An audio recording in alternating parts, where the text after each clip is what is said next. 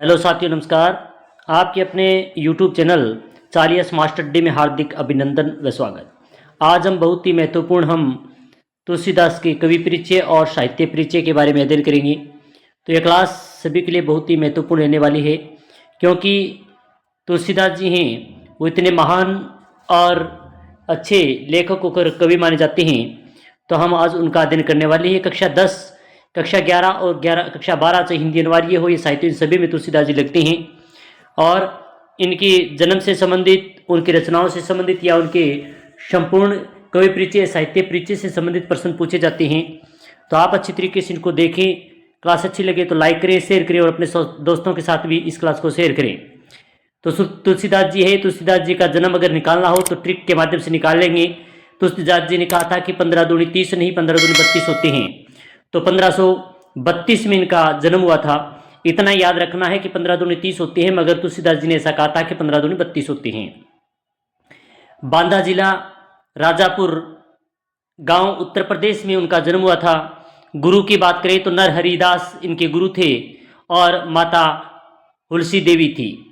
यानी हम सभी रचनाएं हैं वो ट्रिक के माध्यम से याद करेंगे। कि जैसे आप देखेंगे कि ये ट्रिक दी गई है, जानकी और पार्वती रामकृष्ण को विन्यता से 7 बार कविता, दोहा और गीत सुनाती है। इस ट्रिक के माध्यम से याद करेंगे और हमने जन्म भी इसी प्रकार से याद किया है।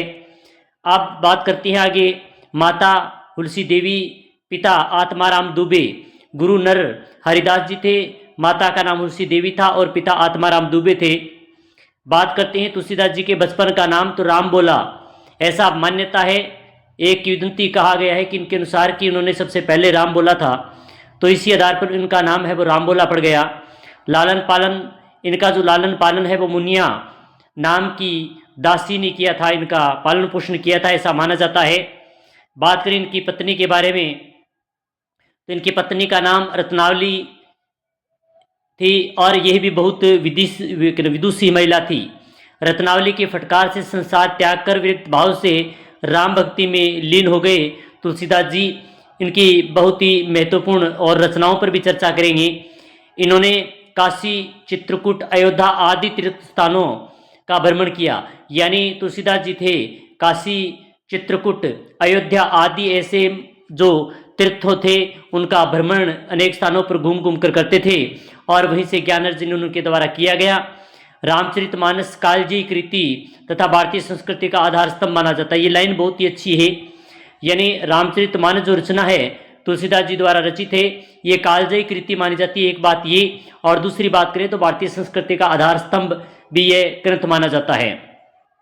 आप बात करते हैं कि उनकी रचनाओं के ट्रिक, यानी सीधा याद करें तो जानकी मंगल, पार्वती मंगल, रामचरितमानस, राम लला नहुस, रामज्ञा, कृष्ण गीतावली, विनय पत्रिका, सत्सई, कवितावली, दोहावली, गीतावली, इस प्रकार आप याद कर सकते हैं। मगर अगर ट्रिक के माध्यम से याद करना हो तो एक लाइन याद रखिए, जानकी और पार्वती राम कृष्ण को विन्यता से 7 बार कविता, दोहा और गीत सुनाती है। तो इसको देखें, जानकी से होगा जानकी मंगल, पार्वती से होगा पार्वती मंगल, राम से हो गया रामचरितमानस, राम लल्ला नहुस और रामज्ञा प्रसन्न, कृष्ण से होगा कृष्ण गीतावली, विन्यता से होगा विनय पत्रिका, से 7 से होगा ससई, कविता से होगा कवितावली और दोहा से होगा दोहावली और गीत से होगा गीतावली। तो इस प्रकार हम उनको अलग अलग करके देखें तो जैसे जानकी से जानकी मंगल होगा, पार्वती से पार्वती मंगल होगा, राम से रामचरितमानस, राम लल्ला नहुस और रामज्ञा प्रसन्न होगा, कृष्ण से कृष्ण गीतावली होगा और विनय से विनय पत्रिका, 7 से सत्सई होगा, कविता से कवितावली होगा और दोहा से दोहावली और गीत से गीतावली। इस प्रकार इनकी सभी संपूर्ण जो रचनाएं हैं इनको हमने आज इस ट्रिक के माध्यम से हमने अध्ययन किया। तुलसीदास जी बहुत ही महान विचारक और अच्छे काव्य लेखन की दृष्टि से, साहित्य दृष्टि से और कवि परिचय के दृष्टि से बहुत ही महत्वपूर्ण माने जाते हैं।